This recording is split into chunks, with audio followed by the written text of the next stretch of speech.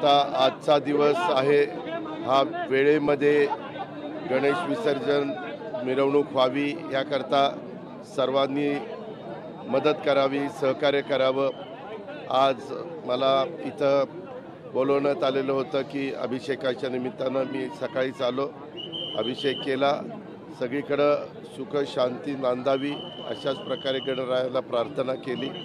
सगळ्यांच्या मनामध्ये जे काही त्यांच्या इच्छा आकांक्षा असतात त्या पूर्णत्वाला जाव्यात. आपला महाराष्ट्र शिवशाहू फुले आंबेडकरांचा महाराष्ट्र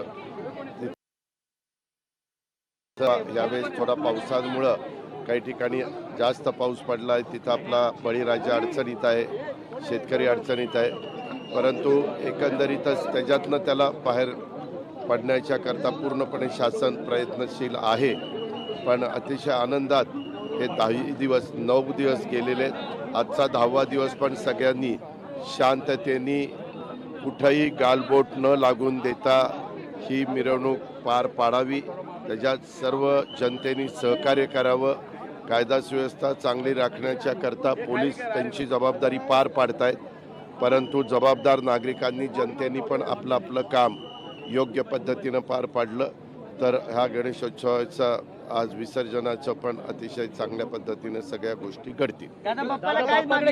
बाप्पाला हेच मागितलं की सगळीकडं सगळ्यांच्या तुमच्या मनात जे आहे ते मनासारखं हो, इतरांच्या मनात जे आहे ते मनासारखं त्यांचं हो. त्याच्यामध्ये हे काय हे तुम्ही ना प्रत्येक वेळेस काहीतरी काढता. आजच नाही, ज्या ज्या वेळेस अशा प्रकारच्या महत्त्वाचे उत्सव असतात, सण असतात आणि प्रचंड मोठ्या प्रमाणावर तुमच्या माझ्या महाराष्ट्रातले नागरिक किंवा जनता त्याच्यामध्ये सहभागी होते, त्यावेळेस पोलीस यंत्रणेला त्यांचं काम करावं लागतं.